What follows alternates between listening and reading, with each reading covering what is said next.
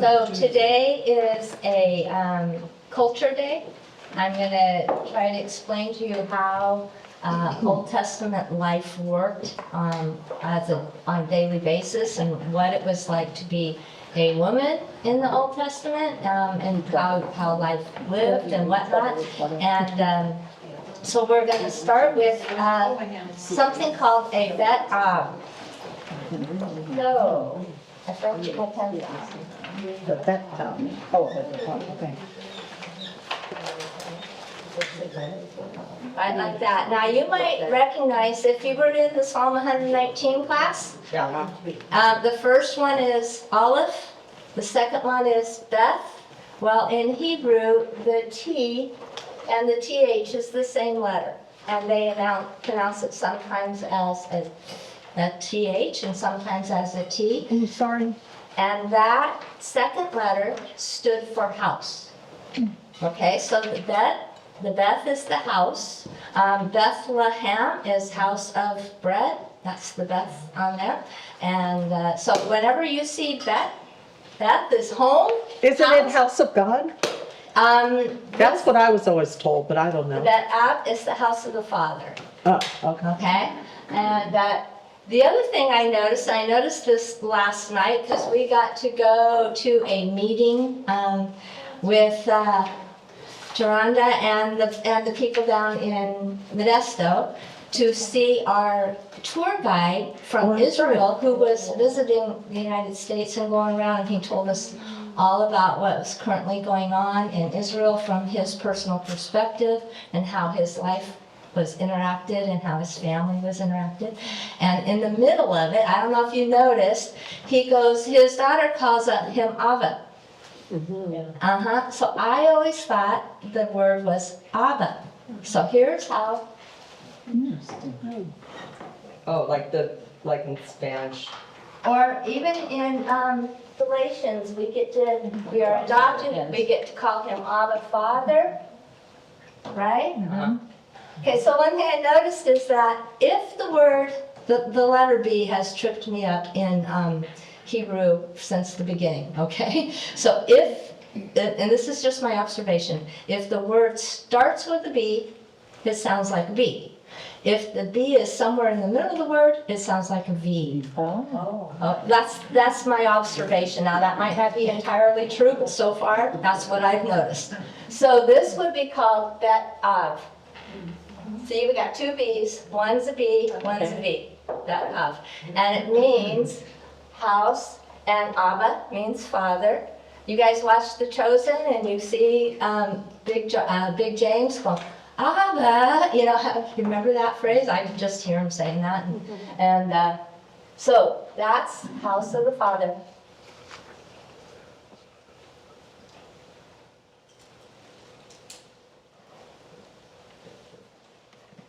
Or the Father's house, one of the two. Could be either way. And the whole culture and the whole activities function around this thing called the Bet Av. Okay? And so I'm going to try to tell you that, and I'm going to show you I'm going to take some stories completely out of order and completely out of location. So I'll be on the timeline. I'll be pulling from here, I'll be pulling from here. And it's not about the timeline or the location today. It's about what happens inside here.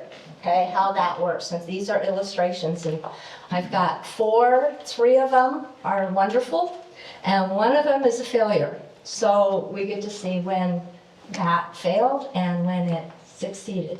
And so that's it. Is the first thing we start with is that this is a patriarchal society. And that means that everything is organized around the oldest male in the family. And he becomes the patriarch of the family. And everybody lives inside his realm of protection. And they don't function like, their culture is so completely different than ours. In our culture, laws are carried out by the state. The economy is basically run by the state to some extent. It's not inside of a family. It's basically run through businesses, the state, and protection of the country is run by the military, by the state, so you would call that like a bureaucratic society. Theirs was not like that at all. Theirs ran entirely within the framework of what we call the Bet Av. So this is what this picture is. Inside this picture, let's see if I can draw it.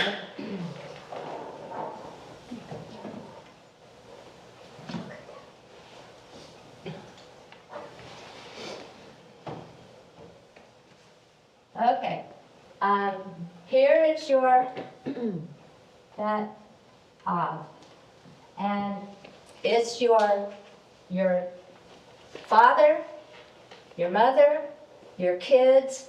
Then when your kids get married, their wives and their kids. So it's up to 3 generations usually.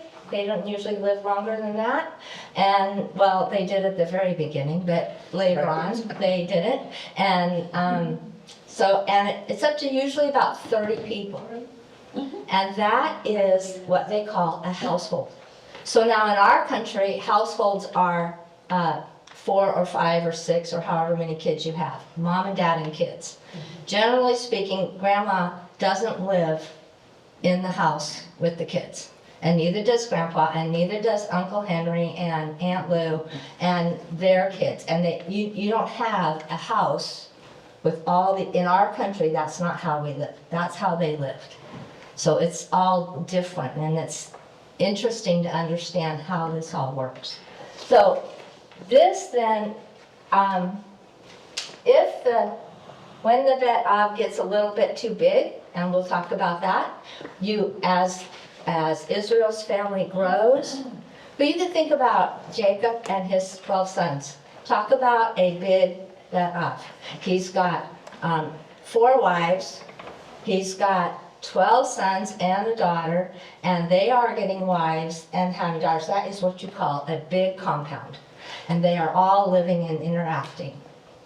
And it's within this compound. And you kind of know that because when they're doing their businesses together as one function, when Joseph goes to check on his brothers, all those brothers have taken one giant flock or herd up to farm together. This is a function of economy in the Bet Av.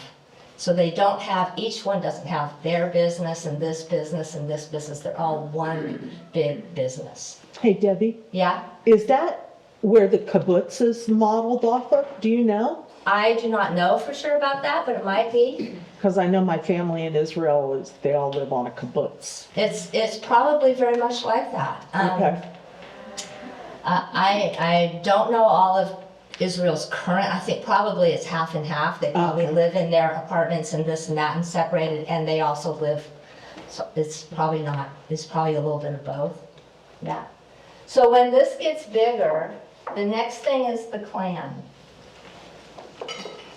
So several, and each of these Bet Avs would be somewhat related to the others. So eventually, Jacob's family is going to have to separate. And Judah is going to take his wife and his kids and their wives and their kids and turn into a Bet Av. And Simeon's going to do that. And then that becomes a clan. Okay?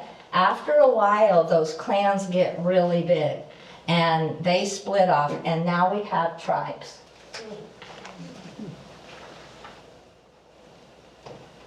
So that continued throughout the entire history of the Old Testament. So you have the tribe of Judah, you have the tribe of Issachar, you have the tribe of Zebulun. Those are all the original sons of Jacob. And he had 12 sons, we have 12 tribes. We actually have 13 tribes, I'll explain that to you. But they have, and as far as areas of land go, there's only 12 tribes with land. And so that's all coming up, we're going that. So after you get to your tribes, you kind of, when I teach it to kids, I kind of describe it as states, because they live here and they live here and they live here. But in the United States, if you live in California, that does not mean you're related to all the Californians. And if you decided to move to Texas, you would not be abandoning your family ties to do that, you know? So our states are kind of like that by location, but not at all by thinking. They lived in their families, even if they were their very large families. And by the time we get to the Exodus, and we have over 2 million people, each of these 12 tribes are what? 300,000 or 400,000 of people. That's a lot of people in a tribe. And then, of course, you get to the nation, which would be Israel. And that's the big outside section. So that's just your basic layout of how the country worked, how the nation worked in things like this. And it isn't until you get to King Saul that this is consolidated into a functioning nation, because prior to that, we're working by tribes. I mean, they're kind of a conglomeration of tribes, but as far as authority and rulership goes, this tribe rules this one, this tribe rules this one, this tribe rules this one, and the judges came in to rescue when they all failed. That's about how that goes, which happened every, 40, 50 years. We went from here to here and back up again. That's the story of the judges. Actually, it's kind of circular. But, so that's the patriarch. Now, the patriarch in the family is the responsible person. He's the oldest one. He's usually grandfather age by the time it's set up. He is responsible for the economic well-being of the entire family. So he has a profession. Let's say he is a rancher. Okay, then that family raises sheep and goats and cows and bulls and whatever. And his sons are raised to do the same thing. They don't change professions. That whatever the profession of your great-grandfather was going to be yours. And his job is to protect the economic. If there is an economic failure in that family and they don't make enough money to survive, that's on the patriarch. That's his responsibility. He also has the responsibility of enforcing the law within his so if one of his sons does something wrong, he is responsible to make the legal judgment. And if it's really serious, he has to call down the death penalty. There's one story, there's a lot of stories where this failed. There's at least one where it was so I'm going to get to that. I don't want to give away my punchline. He's also responsible for people who who are ostracized for some reason. So like you've got a son that dies, and that son has a wife, and that wife has no children yet. So she needs that father-in-law to take care of her. And I'll show you how that works in a minute. But that's his job. His job is to care for, provide for, and if there's an enemy attacking, his job is to find a way to make sure his bet of is protected from the enemy. So that's under him, and that's a lot of heavy responsibility. He's responsible for the lives of 30 people. A person's identity was based on who that man was. So that's why so many times it goes, this is so-and-so, son of him. This is so-and-so, son of him. And sometimes it would say, so-and-so Ben this, because Ben means son. So so-and-so Ben whoever means this is he, son of this. And so their identity was, who is this patriarch? Who's the head of that? When that man finally gets old and he dies, whoever is the next oldest male becomes that person. And everybody else then's identity goes, I am so-and-so, son of so-and-so. Okay? So that's how their identity works. So it wasn't like an individual identity, it was that. Yeah. So the oldest son, Bless you, bless you.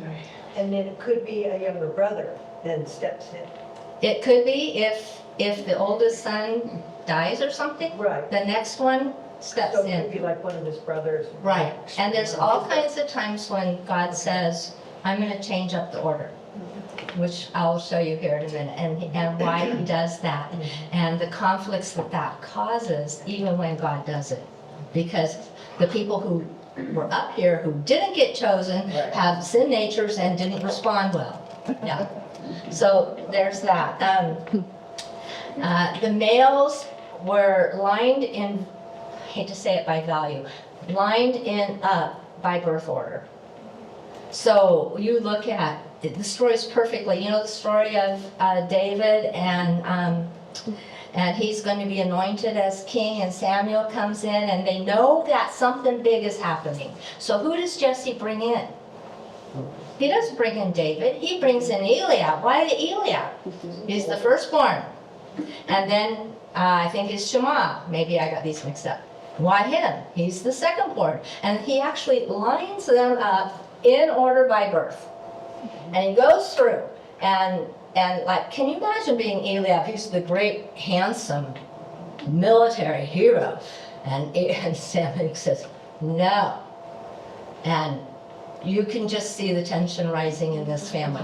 And then the next one and the next one, and you get all 7 of them there, and Samuel goes, all right, what's wrong here? Of course, the one I always thought it was interesting, the one that is carrying on the financial and feeding of the Bet Av, who's actually doing the work, is the one that's not considered. He's, and they have to go get him. And he comes in and he's smelly and he's dirty. He's been out living with the sheep. They don't smell good, And he's the youngest. And if you considered his inheritance, most of this I got out of this book by Sandra Richter. It's called Epic of Eden. She has a wonderful layout of how this works. And her comment was that David's entire inheritance, because he's so far down the list, could have fit in the backpack. I thought that was kind of funny. But, so yeah, he was not considered, and yet God chose him, and he became the Bet Av. And not only that, he became the Bet Av of the nation. Yep. Okay, so that's a huge time when God said, okay, no, you're not qualified to be that person. I'm going to up you like this. So that's your identity. If you were female, and one of the things I need to tell you is it is very hard to look at this culture and not think that the females were oppressed. You really do. That's because our culture says that if anybody bosses females around too much, they are oppressed. And that's why we had the suffrage movement at the end of the 19th century. That's why we have the women's activists and all that kind of stuff. And their culture did not function like this at all. And one of the rules of culture is you don't assume that just because yours is yours is better. And I read that and I go, oh my goodness, how many times have I read the Old Testament thinking, oh, those poor women, they are under all this stuff, And so it was kind of like, okay, it was kind of like you straightened me out too, because I didn't put it into this framework. So now I'm trying to think like their culture thinks for their women, because we will understand the stories better if we think like that and not think that just because ours is this, that ours is better. And if they saw ours, they might be horrified and say, oh my goodness, I would never want to live like that. I want my culture, right? Because that's how you were raised. So before I get down to it, that's what I got to say. A woman's identity is related to the men in her life. She is her father's daughter. She then becomes her husband's wife. And at the end, she becomes her son's mother. Okay? That is how she's related. That's how her identity is. That's how come so many times you see stories and the woman's name isn't even mentioned. Right? She is so-and-so's wife, because that's her identity. She is so-and-so's mother. She is so-and-so's daughter. Now, there's a lot of times when God has given us their names, and that's really neat because we get to know who they are, but still, they would identify themselves in that way. And there was a great advantage for that because as long as they were there, then they got to live inside of one of these. They either got to live inside their fathers, their husbands, or their sons. And that provided their provision and their protection from their birth to their death. So even the feeding of the however many is, depending on the story on the hillside, is only referring to the adult males, right? Yeah, the 5,000, Is- that's 5,000 adult males. That could have Leaving been, out the women and the children. yeah, you could have had 20,000 there. Right. If you said that every mom had 2 kids, that's our culture. Their culture was not every mom had 2 kids. Every mom had a huge number of variety of kids. Some had 1, some had, 12 or 20. I don't know, yeah. So, yeah, you're right. That only counted the men on the feeding of the 5,000 because that's who was counted. Yeah. So, so they lived like that. The family was an extended family, like I told you, like I mentioned. You would have, and sometimes you have a patriarch, and he's got several wives.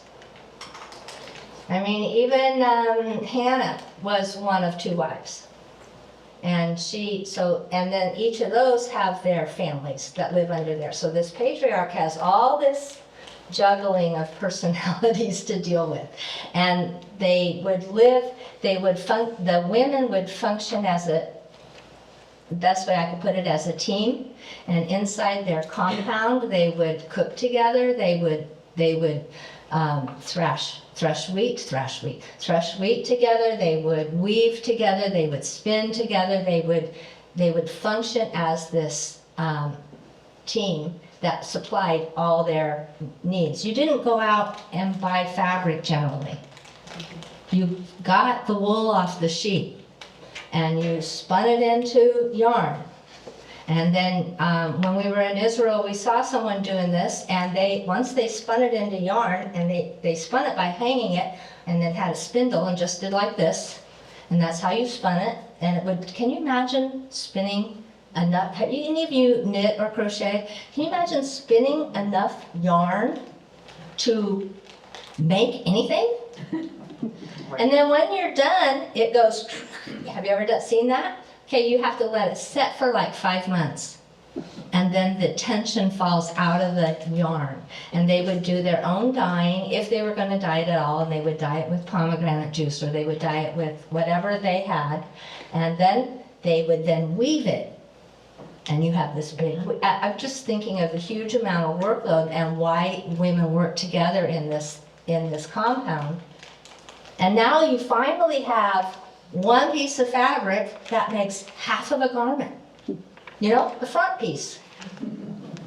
Well, and they only had, as a rule, one Right. outfit. I mean, at the most they had, they tried to have 2 so you could wash one while the other one was being worn, but that was the normal thing. So on those days when it was grief and someone died and they tore their clothes, do you realize what a big, that doesn't mean anything to us. We tear our clothes, so what? You go throw them out and you go buy a new one. Well, I'm and gonna the go like same, this. Oh. Yeah. and then the same with giving, if someone is cold, giving them your outer cloak Was a big deal. was a much bigger deal than us going, okay, I'll go get the other one I have in the closet. Right. Like I have several coats in the closet. I could give any of them away and not hardly even notice that it was gone. Yeah. So that's what, and then the food was like that too. They didn't go to the store and buy, well, first of all, you didn't hardly ever go to the store and buy bread.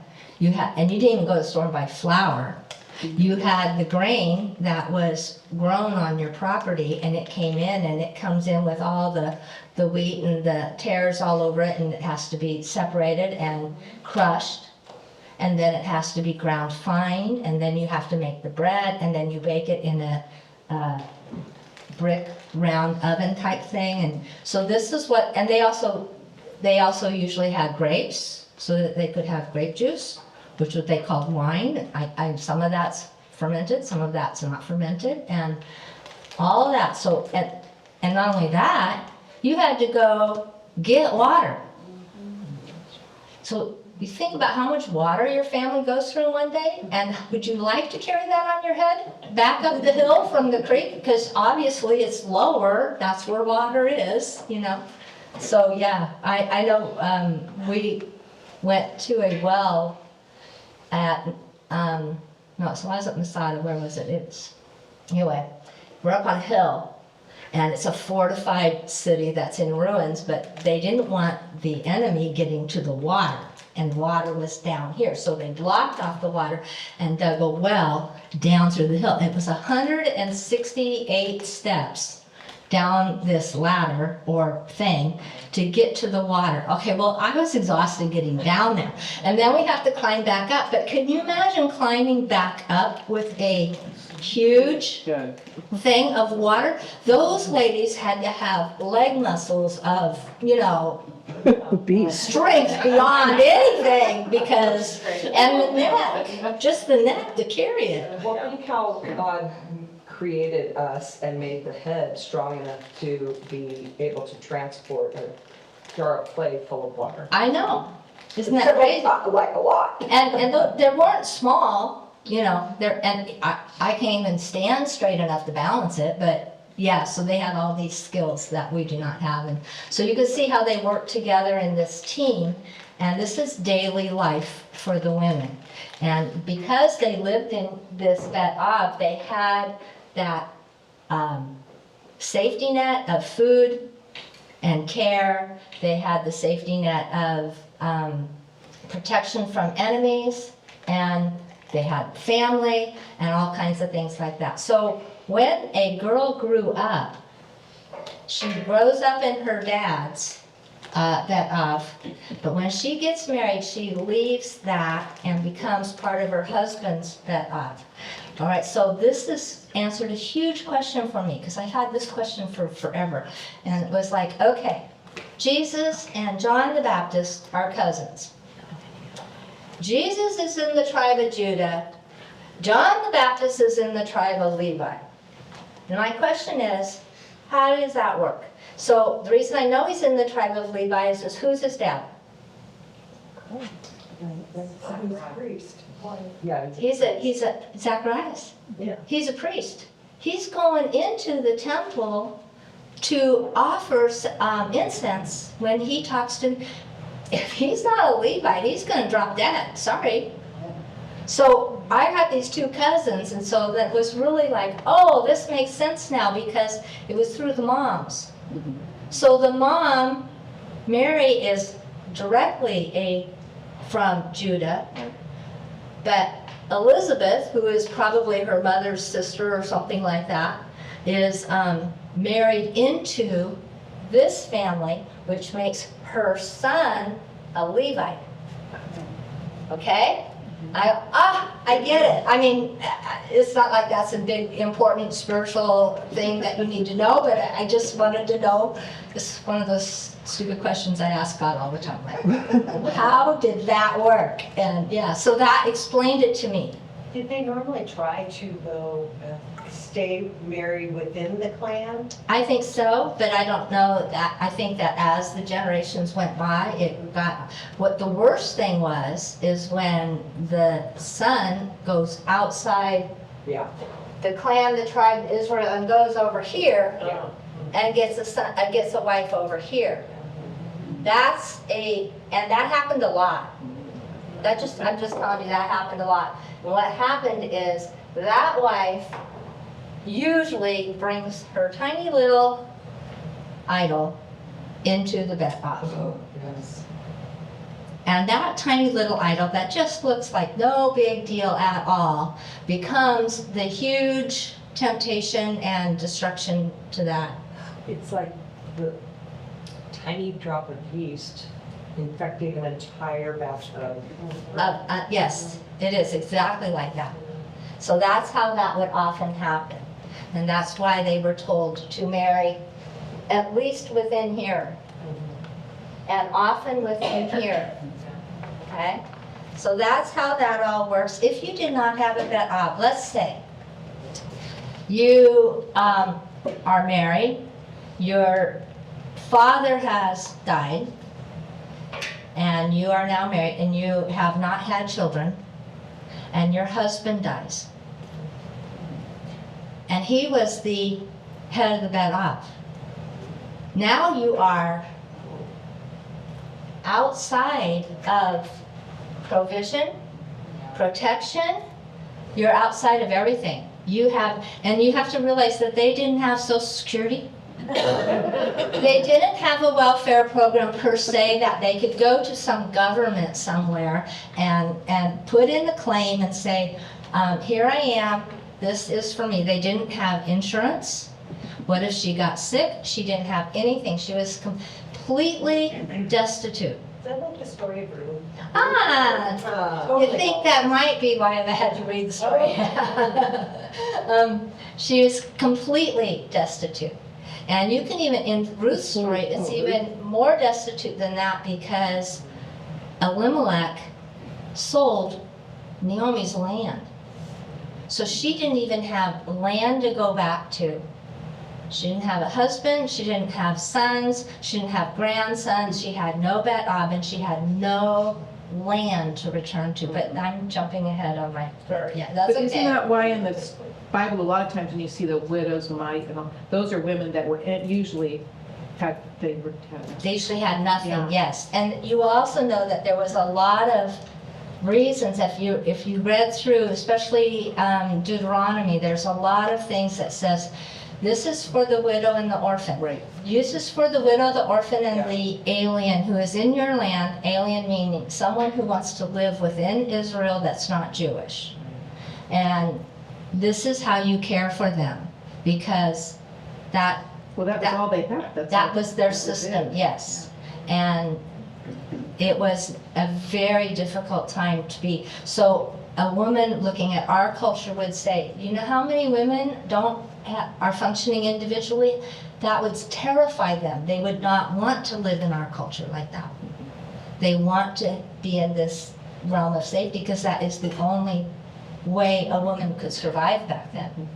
So there was that. If they didn't have that, yeah, so they joined resources. The resources of the Bet Ob were communal within the Bet Ob, and they also, the fate of whatever happened to the patriarch happened to them all. So if the patriarch did something that was not honorable, the whole family is known as, oh, you are of the Bet of them, huh? You remember how Gideon says, oh, you can't pick me, God, because I'm of the lowest family in my clan, do you guys remember that?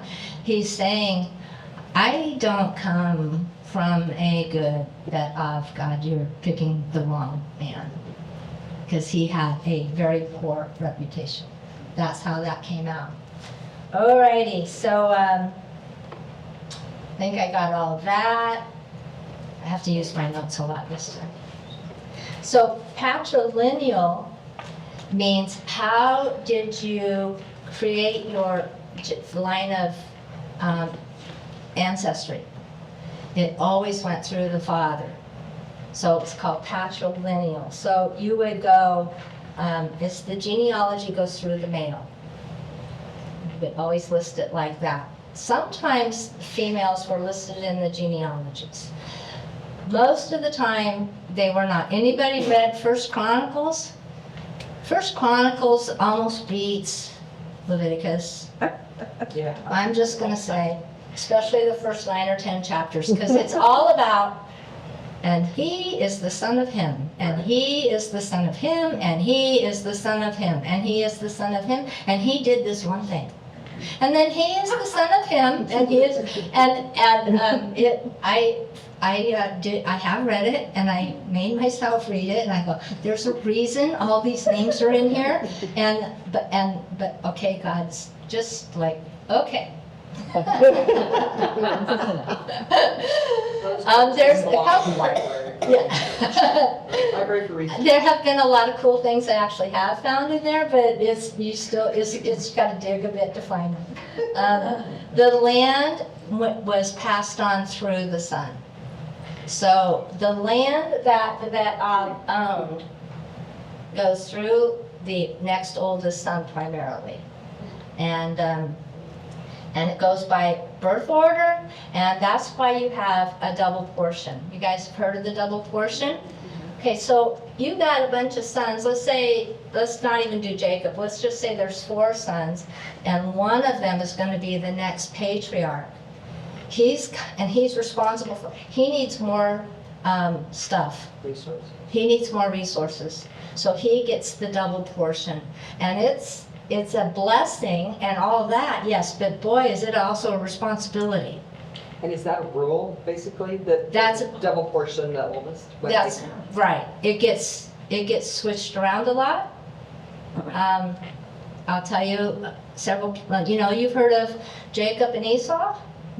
Well, Yeah. God promised Rebecca that Esau is like, 2 minutes older than Jacob. Okay. So God promised he gets the birthright by now. But God promised Rebecca that, no, it's going to go to Jacob. Well, that being set aside, later on in the story, here's your next patriarch, Esau, so hungry that he's ready to sell this position and all of this for a pot of stew. Wow. And so you can really see why God's looking ahead and saying, that might not be the best choice for the next patriarch. Not that Jacob was so great, I'm just saying, but that is, he sells that. Can you imagine Isaac?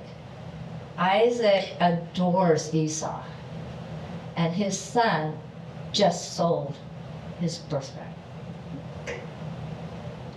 I mean, how would you take that?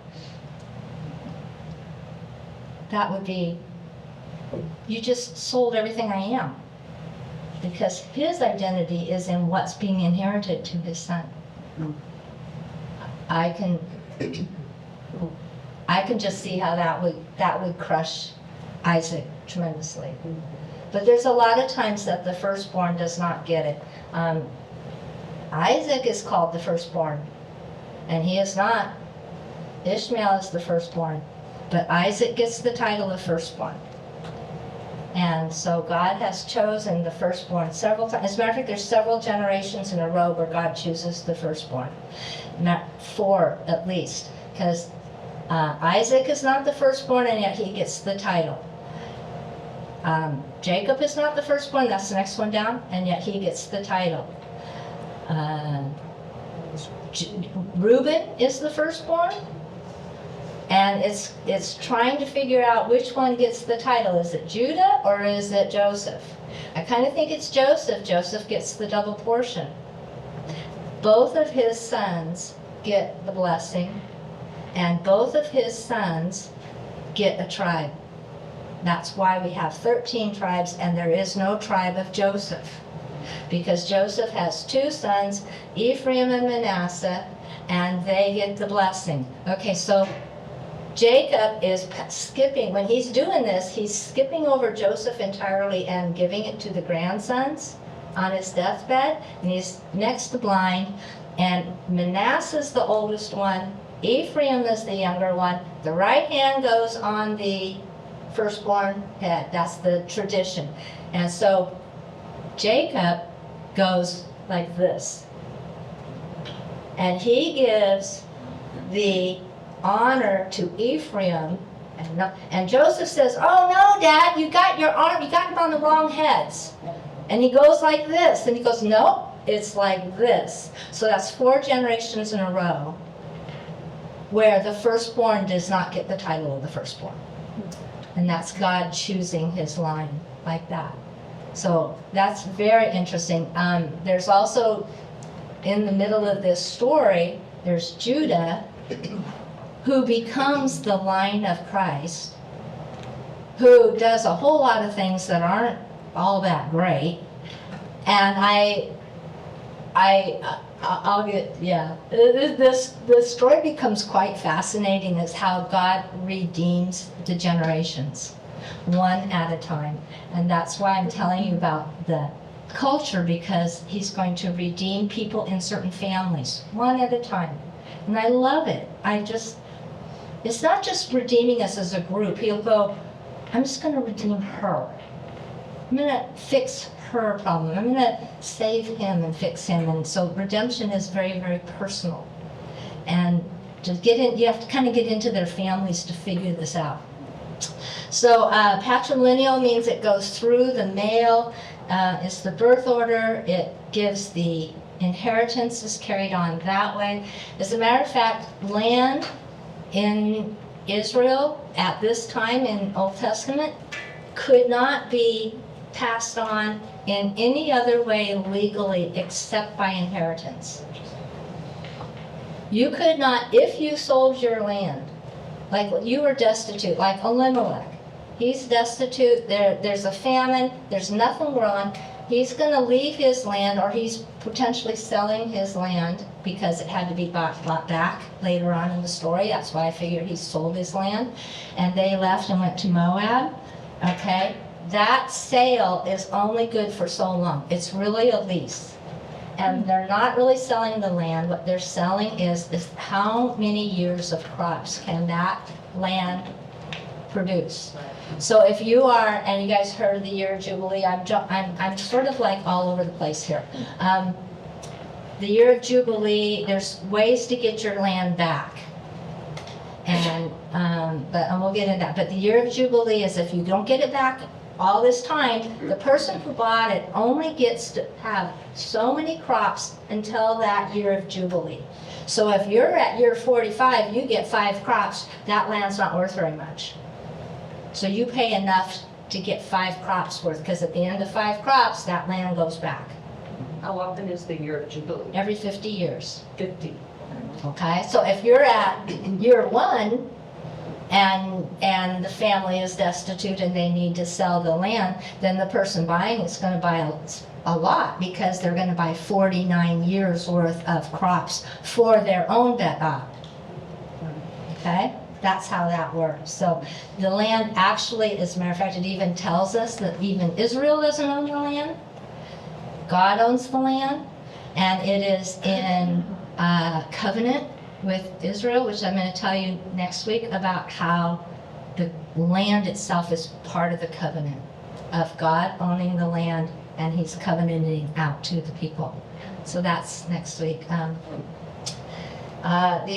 Just like you said, the firstborn is the privilege. He's going to be the patriarch.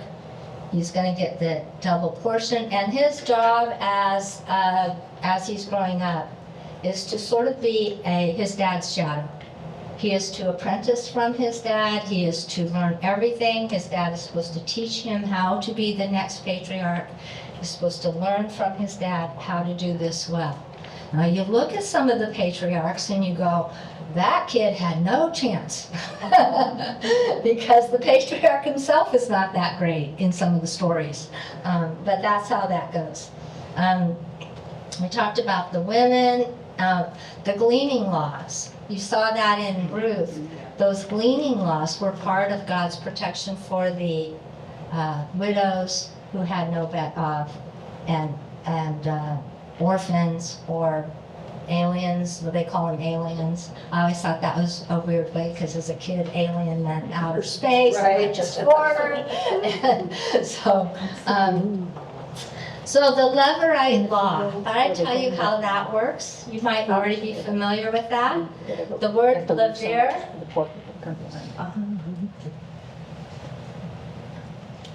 equals brother. So Levir means brother. So this is the law of the brother. The Levirate law is the law of the brother. And here it is how it works. you have you have a person who marries into a family, and that husband dies. It's not the patriarch, it's one of the patriarch's sons. She marries one of them, she joins this bet of, and her husband dies before she has a child. Okay. Now, if she doesn't have a child, then as the generations go down and she is now an older lady, she has no patriarch to take care of her. That's how that works. So to give her a patriarch, to give her a son, and for that son's inheritance to continue and his genealogy to continue, the brother is supposed to come and give her a son. Okay? That's, for us, that is, I look at my brothers-in-law, and as much as I love them, I would not do this. That's like, ew. Yes. But for them, that was their rescue. They needed that son, and it had to be through this genetic line. So that brother had to come and give her a son. Now, if the very first child hopefully is a boy, and if that child then does not belong to the brother as far as genealogy goes, that child belongs to the dead brother as far as genealogy goes. So that's how that line continues. It's complicated. It gets complicated. If this brother's already married, let's say brother 2 is already married, then she becomes wife 2. And maybe she only becomes wife 2 for just that one time, I don't know. But if they have more kids, then the rest of those kids belong to his line. Only the first son belongs to this line. Okay, so this continues a direct line of genealogy down. And it was an incredibly serious offense if a brother wouldn't do it.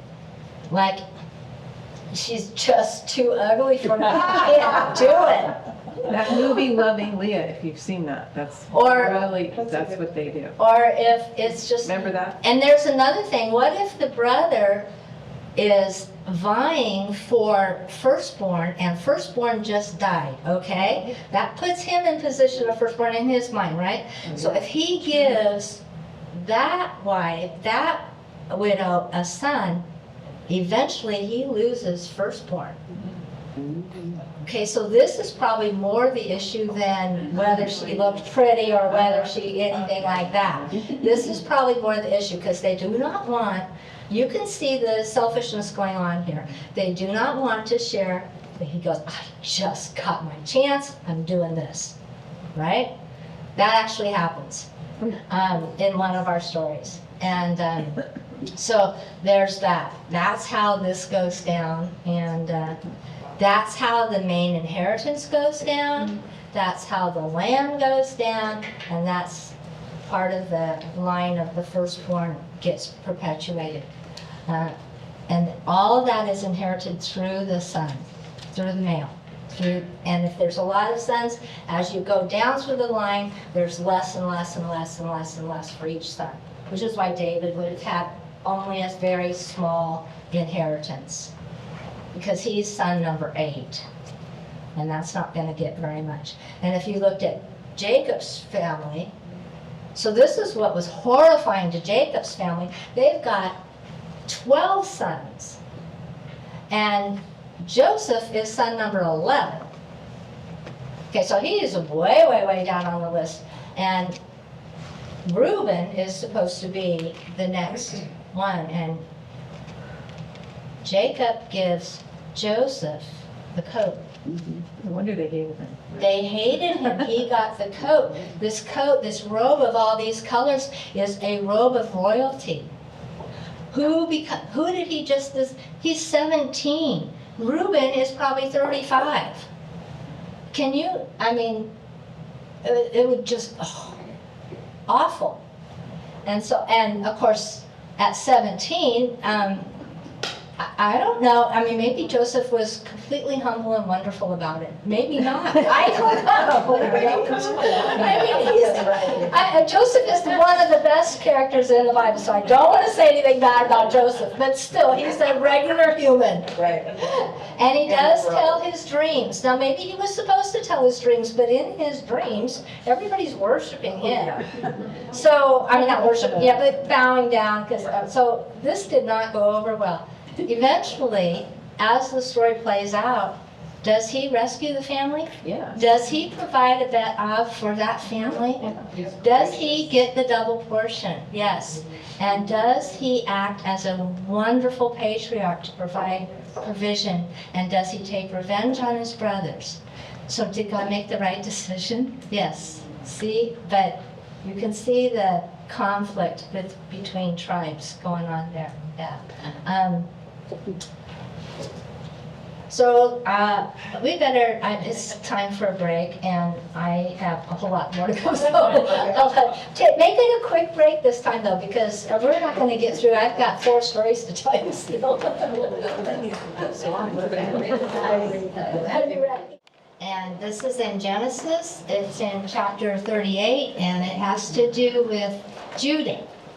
And he is number 4 in the firstborn list. He's got 3 older brothers. He's number 4. And prior to this, in chapter 37 of Genesis, they've already done the Joseph thing. The brothers have already done their throw Joseph in the pit thing, sell him to the slave thing, and move on, right? Okay, so it's a long time break there. So by this time, Judah is married, and no, he's not. He leaves his bet off and goes to another location that's in Canaan, which is their area because they are sojourners. And at this time, their bet-offs are all tents because they move all the time. But he goes to a Canaanite city, and he has a friend down there, and his friend introduces him to another friend, and that friend has a daughter, and he marries that daughter. And they have 3 boys, and I can't think of them. Anyway, they grow up. So we've got time going by, and Judah has his own bet-off, and marries a girl, and she is also a Canaanite girl, and her name is Tamar. You guys know the story of Tamar? Okay, so is not a good guy, and God just says, that's the end of you, you're dead. And whatever he did, he got taken out. And but they're already married, which puts Tamar in the position of needing a Levirate brother to come in and, okay, so, what's the name of the next guy? Let's see. Onan? Yeah, I think it's Onan. Onan comes in and he knows exactly what's going on. And he wants the firstborn, just like I was mentioning. And so he has to go into his sister-in-law and produce a son, and he doesn't want to do that, so in the middle of it, he wastes his seed on the ground. Okay?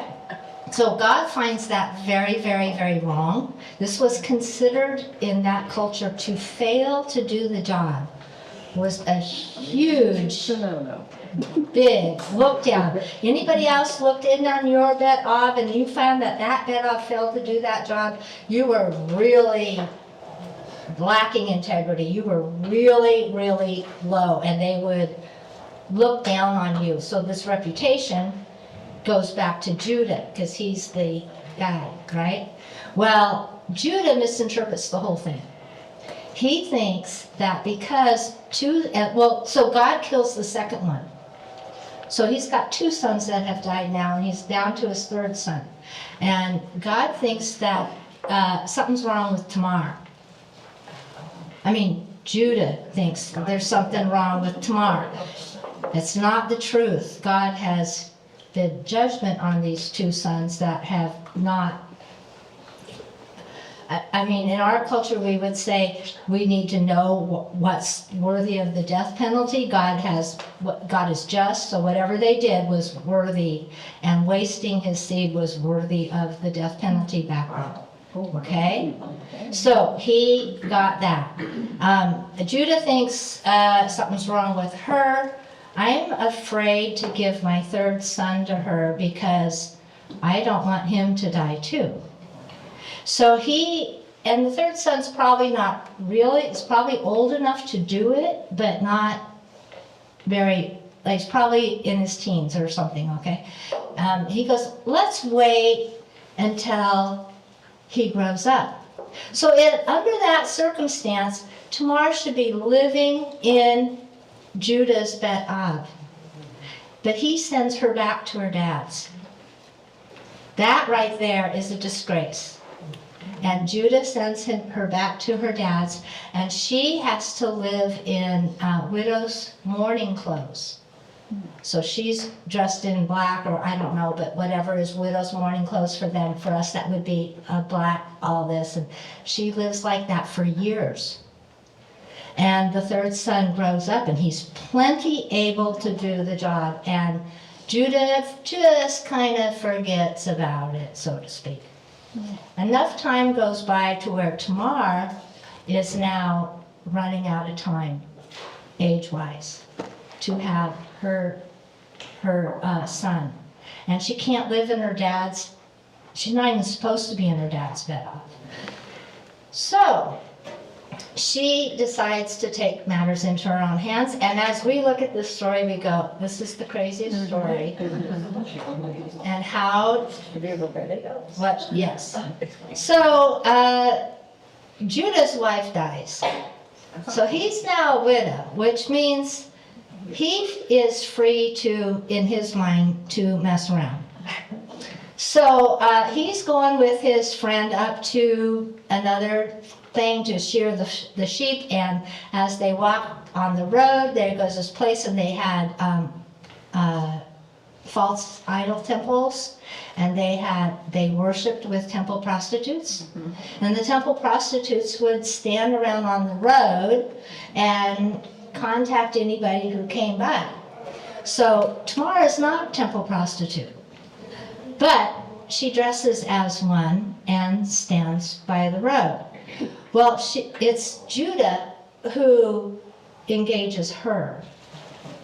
So you can't consider, I mean, Tamar, yes, she's doing stuff that would be completely outside of our culture, and it's probably not even, but she's also from a Canaanite culture too, you know? So anyway, Judah initiates the arrangement. She's got a veil over her face because she's all dressed like a temple prostitute, and he goes into her and she gets pregnant. But before they do that, she goes, okay, he asked her what the cost is. And she goes, and the cost is this really nice goat. But he doesn't have it with him. So he goes, I will give you this goat. She goes, well, how do I know you're going to give me this goat?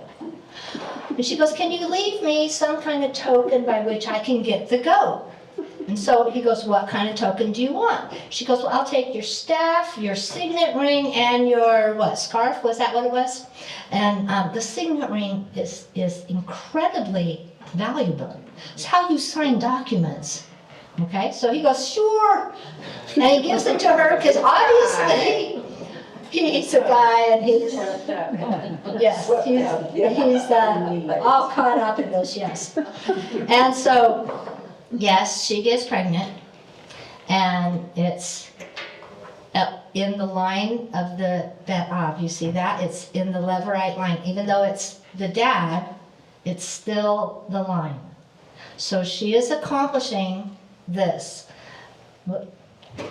A little weird, but she is doing this. Okay, so 3 months, she goes back to her father's Bet Av, puts her mourning clothes back on, and he goes on his happy way, whatever. Oh, he sends the goat. But his servant can't find the temple prostitute on the road. And he asks around, he goes, and the people around them said, you know what? There haven't been any temple prostitutes on the road. He goes, And the servant comes back and Judah goes, oh, well, we tried. We're not going to do anything about this because otherwise it would be greatly embarrassing to me. So he doesn't try to get the signet ring back or anything. He doesn't try to find her, because he goes, this would be a great embarrassment and this would ruin my reputation as the bet off. I'm thinking, you kind of already did, but whatever. So now, 3 months later, she's in her father's bet off and it becomes apparent she's pregnant. So the father, who isn't really in charge of her, sends word to her patriarch, and they say, your daughter-in-law has played the harlot, and she needs to go in front of the trial.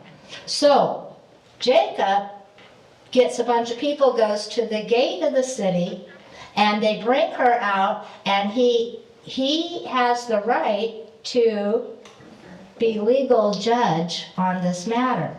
And he looks at her and he says, you've done that, you need to go be burned. So they're hauling her off to burn her and execute her. And she goes, just a moment, I have this one little defense to make. And she said, I am pregnant by the person who owns these things. Would you please examine them? So she does this like a court setting. Would you please examine these things? And Jacob obviously Recognizes. he recognizes what's going on, and his verdict decision is, she is more righteous than me. Yeah, well. What did you say? She is more righteous than me. So he realizes that he was a complete failure at that. And I read that story, and I read that story forever thinking, Tamara, what are you doing? And looking at it from my culture viewpoint, like how horrible that is, and not looking at it from the culture viewpoint of really where the crime was. And so this helped me a lot to understand the story. And she would have had nothing. She would have had nothing, She had no that child. right? Well, She would have had absolutely nothing. She would have been completely destitute because she had been rejected by her family. Right.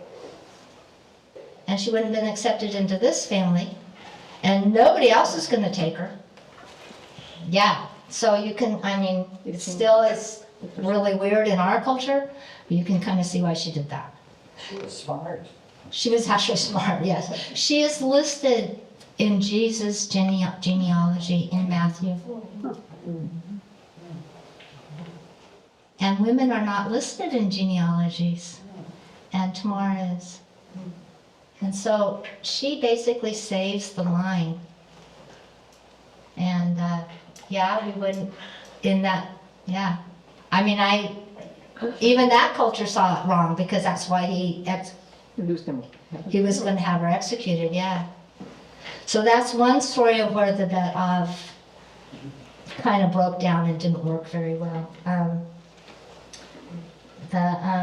The land, we've kind of gone, oh, you wanted to know about what happened if there was no sons in the family whatsoever. There's a situation like that. I think there's 4 daughters, and Moses is about to die, and he's given all these rules, and it's listed in Numbers, and he says, they bring a case before him, and they said, is it fair that my father, our bet is completely discontinued because there's not one son in the family to carry it on?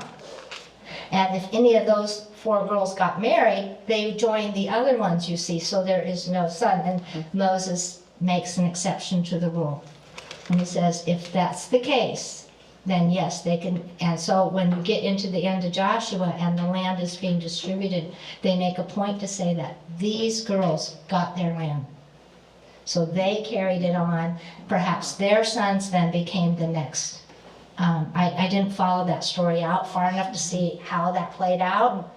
But yes, there was that exception to the rule. There's very few times that a woman could inherit land, but that was one. You can also see why it was so critical when the lady from Nan in the New Testament, when she was a widow and her only son died. and Jesus raises the son from the dead.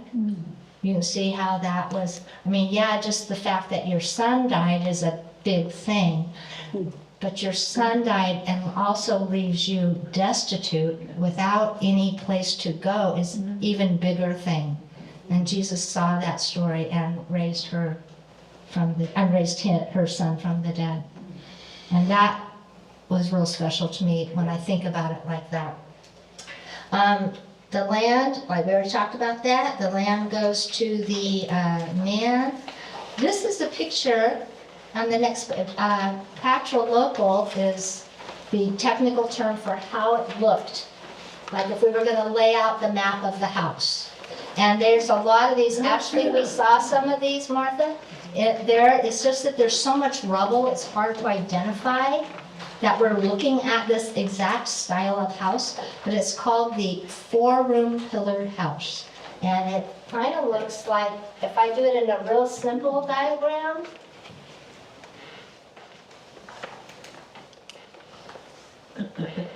okay?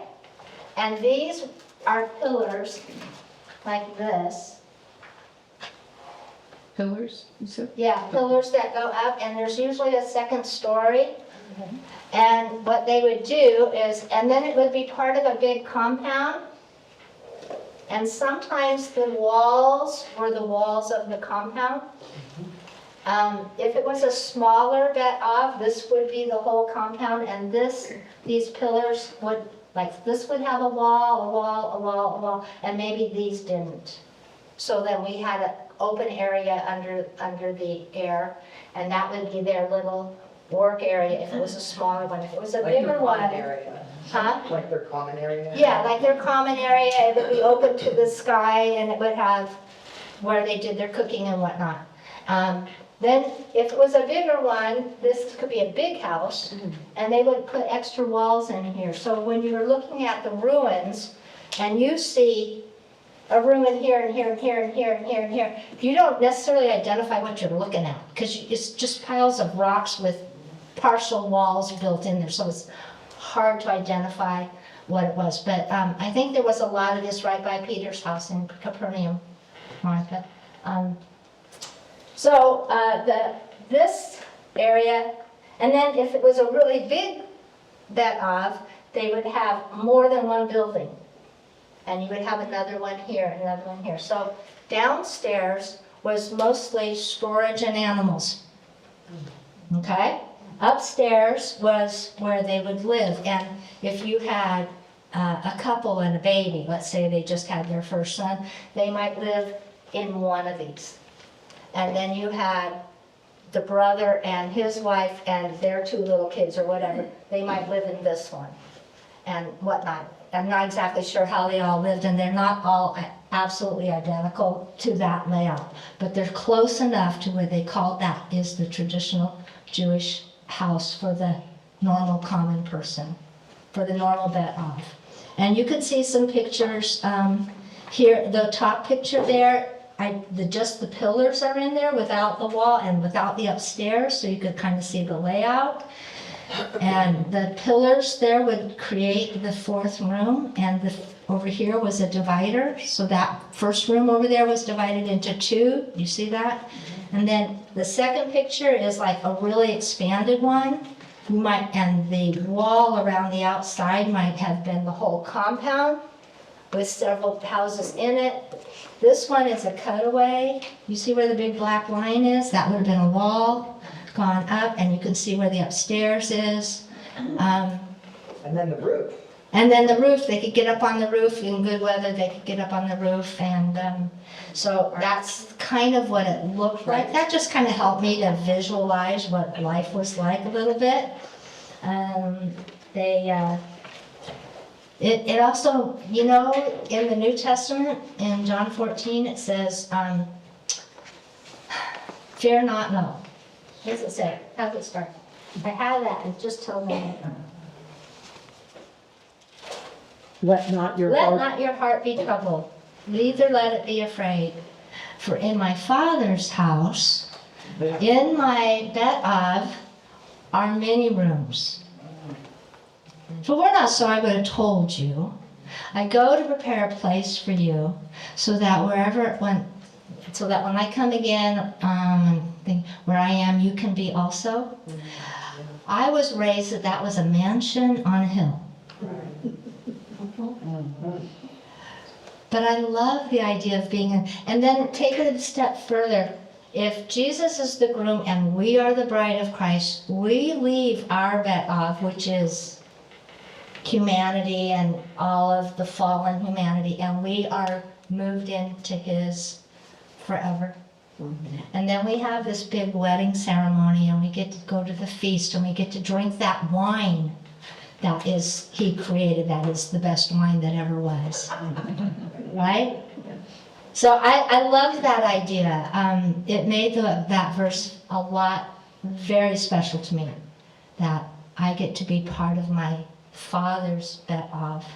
And for any of us who may not have had the world's best father, and some of us haven't, this gives us the world's best father and the world's best bet of, you know? But it still creates in our culture kind of a, what's the word, sort of confusion that, and we know we always say we're supposed to love God, then our spouse, break it down. But it's very difficult to think in those terms in life. Yeah, because it all goes like, Because it's like, how do I not put my husband, or if you had children, and then now take it there, where your husband will probably be alongside you, but together you're the bride right, to. right, So it's it's a a little, little overwhelming, isn't it? yes, because you completely have to disconnect from our human standard of Right. living. Right. Well, I think the same thing. When I see my husband again, he won't be my husband. Right. And how do I deal with that? He's not my husband. You know, It's different. it's different. Yeah. So it's good. It's a little bit conflicting. Yeah. Do you have to do that by faith? I guess I don't know how else to say that. It's just know that that's the way it is. Well, yeah, we have to believe that when that moment happens, it will be no longer confusing. Right. And It's it's not about a confusion. right. And at the same time, it's so wonderful. The other doesn't even matter anymore. I mean, at some point, there's Or got to be. it'll just be, To just be of such, I don't know, can't, yeah. like, I find it hard to believe that the pets that I have loved so much that I won't be able to experience them. You don't know. Yeah, I don't know. Be nice if they were You're there. getting mad at me that I even would have that discussion. Don't you think animals are worthy? And I'm like, I So, gave me comfort. yes. So now Ruth's story, you guys all, I think, read Ruth's story. We start off with a lady who had, her husband sold the land, so they don't have the land. They moved out of the nation, and they moved to Moab. Moab is a very, very idealistic nation. And they set up family there, and they bring their 2 boys there. Very not good for influence on what might have been teenage boys. While they are there, Elimelech dies. And so now here's Naomi with her 2 sons, and they need to have wives, so they take wives from the Moabite culture. I don't know anything about their lives prior, and we are not told, but a lot of women in Moabite culture were temple prostitutes. And I don't know that they were, but that kind of thought went through that culture. And of all the surrounding ones, Moab's way of worshiping was so abominable that God often judged them directly because of what they did. It was really bad. They marry, and then her sons die with no children. So now you can look at this heart of Naomi, and she is, I can see how she said, don't call me Naomi, call me Mara, because God has rejected me. And you can see how she thinks like that. She has no land, no husband, no sons, no grandsons. She's got 2 women, and the first thing she says, and a lot of, is that, what are you going, and this is her argument to get them to go home. I can't have more sons. And if someone didn't know this culture, the first thing you would think of is, so what? What she's saying is, I can't have more sons to give you to produce a son to stay in this line. And even if I could, what am I going to find someone, get married tonight, get pregnant, and have twins, and one for each of you, and then you guys are going to wait for 20 years while they grow up, and then they're going to, right. So she is in complete, absolute destitute. And when she goes back, she does not have a place to go back to, other than just to the clan. Okay? She doesn't have a place to go back to. There isn't a direct brother. There is a close relative, but there isn't a direct brother in Elimelech, because she can't give one of her daughters to that person. So this is a really, really dire situation. Both Naomi and both Ruth and the other daughter, Orpah, want to go with her. And then Orpah realizes the absolute destitution of the situation, and she goes home to her family's Bet Av so that she can be remarried to somebody else. And Ruth says, no, I will go with you. And then there's the famous line, I will go with you, and where you live, I will live, and where you die, I will die. Your God will be my God, and where you are buried, I will be buried. It's almost, if you put it in its culture, that's overwhelming what this girl has done. And she goes back. They must live someplace. I do not know where they're living. It's probably someplace within Bethlehem. And they're hungry. And it's the end of barley season. And Ruth takes up with the gleaning laws that God has provided for the orphans and the widows.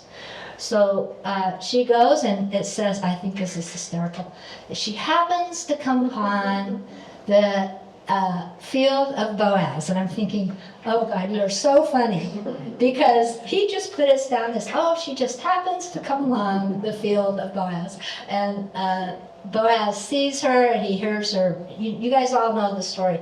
And then we get to the point where Boaz is not the closest relative. He does not have the right to go over to Naomi and say, let me be your new Bet Av, let me be your kinsman redeemer. It's called I looked it up. I have always learned it as this, but in Hebrew it's like that. But I was talking to Martha about that, and it means a person who is going to buy them back. It's called a kinsman redeemer. It's not just a redeemer, you actually have to be a blood relative to do this. And so you know the story, and so after he provides for her well, and Naomi gets this, I got it, and so she tells Ruth to go do the most. Can you believe what she tells Ruth to do? What's even worse than that is Ruth does it. That's very weird, really. Brave. Can you believe, could you trust someone so much that when they told you to do this, absolutely, Crazy thing, yeah. and you went and did it? And could you trust the man enough to not violate you under that circumstance? Anyway. You have to give Ruth. She has good discernment. She had faith up big time, and so she goes. She's at Boaz's feet, and he realizes that what she's actually asking him is to be her kinsman redeemer. That this is what is happening here. She's not asking him to have a good time that night. She's not asking for any of that. She's asking him to legally step in and be her kinsman redeemer. Well, he can't do that without dealing with the closer relative. Now, the closer relative, see, what they have to do is they have to buy back the land. They have to take Naomi into their bet off and provide for her for as long as she lives. And they have to marry Ruth and provide the line of the heir. And so the other guy is willing to, when he buys back the land, that costs him a lot. And it's buys back the land for Elimelech. He doesn't buy back the land for himself. So he's just putting out the money to pay his brother's debt or his cousin's debt or whatever person this is. And it's probably a pretty good sized debt. So someone comes to you and says, you know, your cousin owes the bank $150,000. Would you please pay his debt? That's what's being asked here. So he says, I will pay the debt and I will take Naomi, but I'm not going to marry Ruth. And the reason is I'm not going to give away my inheritance to her son. This is a big cost. So he says no. And then they do this weird sandal thing. And the sandal thing, for us, makes absolutely no sense whatsoever, but for them, that is shame. So when they take off the sandal and do that, you did not fulfill the job of the kinsman redeemer. You did not do the Levirate law. And that is shame to that guy's family. So Boaz steps in. He actually praises her because she didn't go for a younger, good-looking guy. He's probably much older. And he pays the debt, provides a bed off for Naomi, provides the son for Ruth, and extends the line there. Do we know if he had other wives? I do not Yeah, know. it doesn't say that, huh? I do not know. So we don't know if she was the only one, but she provided the line. She provided the line. And that line, they had a son named Onan? No, that was the other guy. Obed. Obed. I knew it started with O. Obed. And Naomi, did you notice at the end how Naomi gets to take Obed and nurse him? It's like she gets the new son. And the line is continued. If I didn't understand how the inheritance lines worked and what this meant to the family and how I never quite appreciated how much that meant in their culture, what that meant. So now it's her grandson, yes, but she has a son.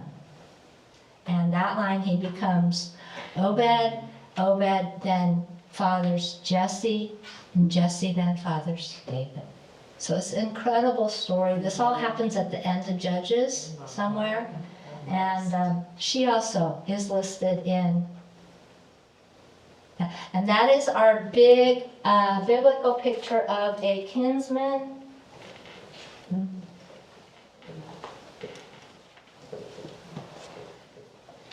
Redeemer. Whoops. It is true, writing on the chalk on the whiteboard makes spelling really difficult. I know Marcus talked about that. This is our big picture of this. It's interesting. It has to be a kinsman, and it has to be someone who's has the price, and someone who's willing to pay the price. And that's why it kind of ties with Genesis 3:15. We had to have our Savior be the son of a woman, to be human, to be a kinsman. And he had to be able to pay the price, which was his absolute perfection being given to us. And so this is how the two stories go together. So there's another story of a kinsman redeemer. And it's a little harder. Oh, here, I was going to do Abraham and Lot. Abraham and Lot is the story of several things. When all kinds of things happen, Abraham, let me see if I can do the picture backwards. Do that backwards. Over here, let's say, is Mesopotamia, and here's the Fertile Crescent, and there's the Mediterranean Sea, and here's Israel. Okay, you kind of got that? He is with Terah, his dad, and God moves the whole Bet Av with the 3 sons up to Haran. Haran happens to be the name of the oldest son. So I don't know if they named the city after the son or what, I'm not quite sure about all that. But while they're up there and he's setting up Haran to be the new Bet Av, Haran dies. And then Terah dies. And at this point, God calls Abraham. Now, Haran has a son named Lot. Lot needs to belong to a Bet Av.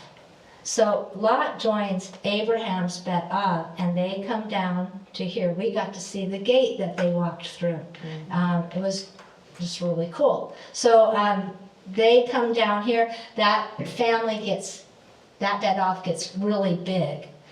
And even though Abraham doesn't have any sons yet, so I had all these workers that he's taken into the family, and he's got this big family, and it becomes so big they have to split Bet Avs.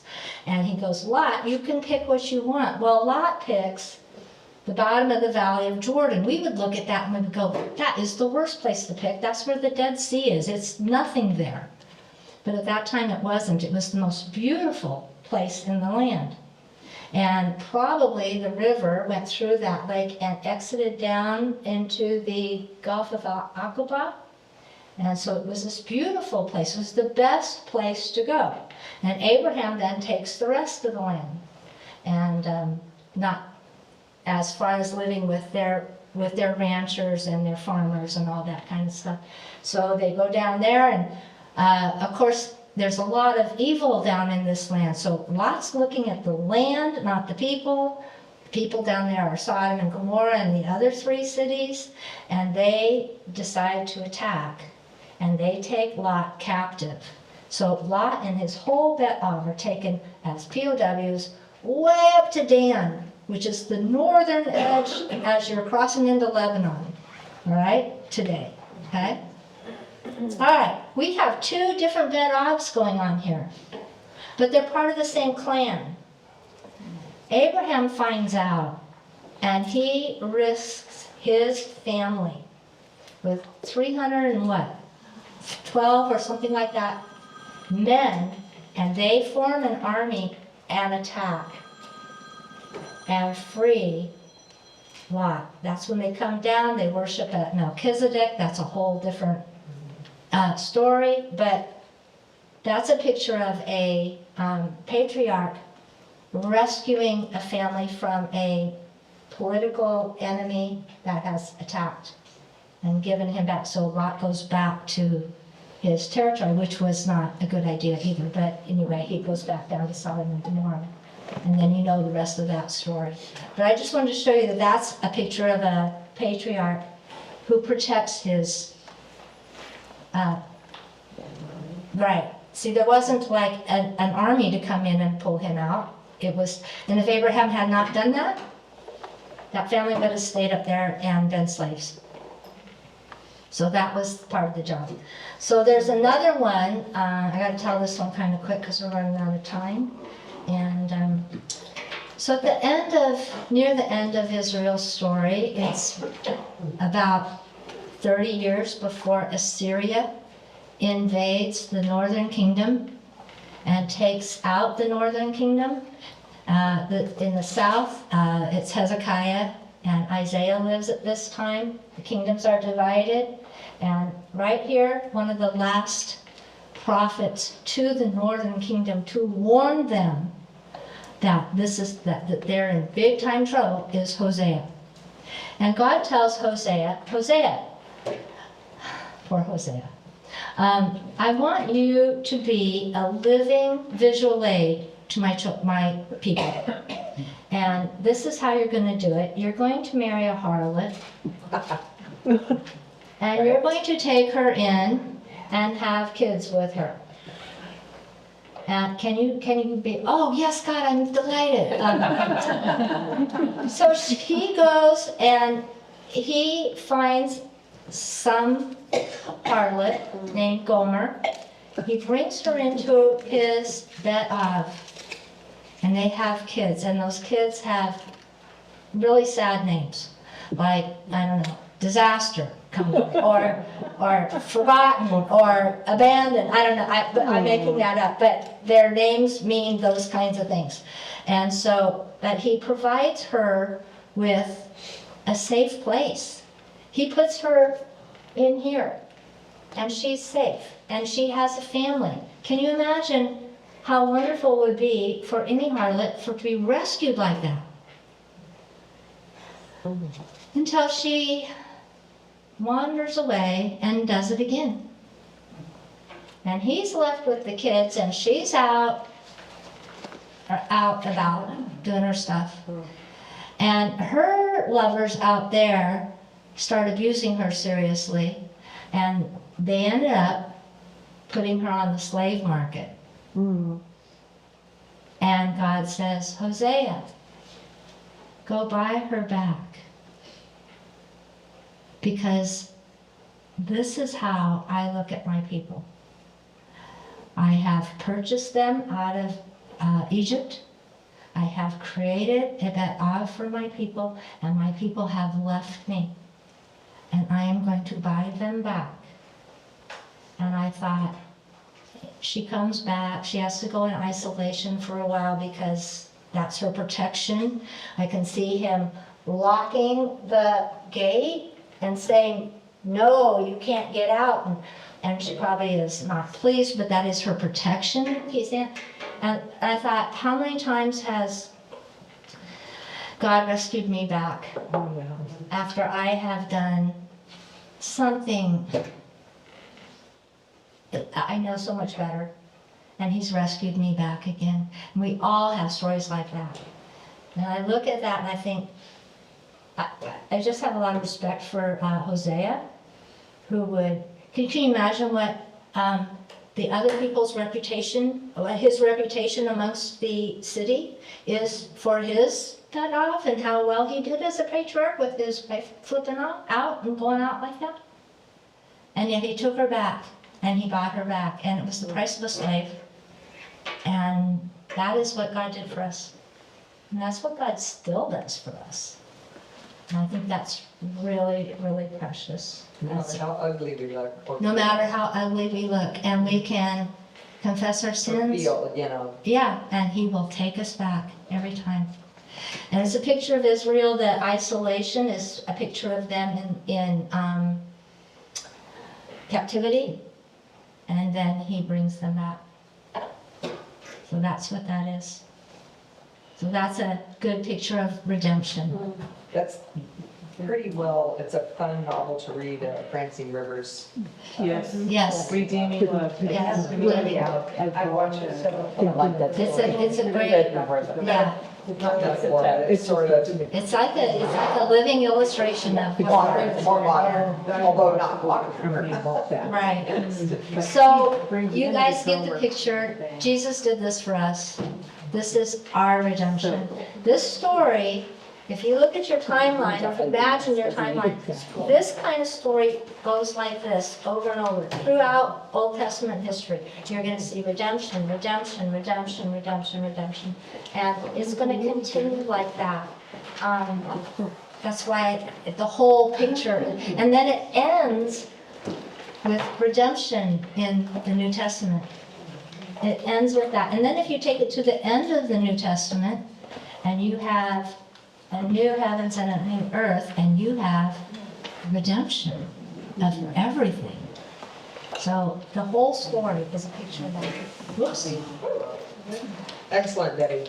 Let's pray. Dear Father, thank you for being our Bet Av. Thank you for taking us back over and over again.